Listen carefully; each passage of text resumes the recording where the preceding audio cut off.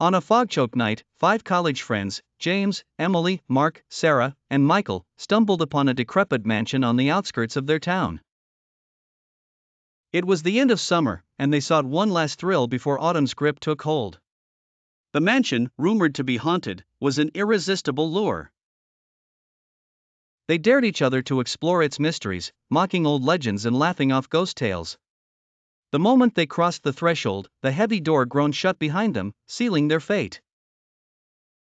The musty air smelled of decay and despair. Dust particles danced in the beams of their flashlights, casting eerie shadows that seemed to move with a life of their own. As they ventured deeper, the house seemed to breathe, each creak of the floorboards like a whispered warning. In the grand foyer, a faded portrait of a stern woman hung prominently. Her eyes appeared to follow them as they moved, a disquieting trick of the light, or perhaps something more? James, the skeptic, scoffed aloud, but even his voice trembled ever so slightly. Emily found a dusty diary on a side table. As she read aloud, the words seemed to echo in a haunting chorus: "The souls are restless, forever bound within these walls." From that moment, the atmosphere turned palpable with menace.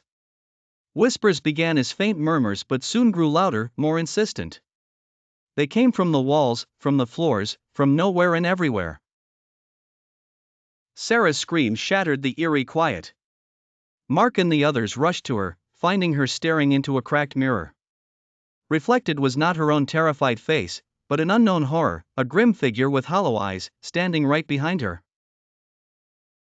But when they turned, nothing was there. Panic set in.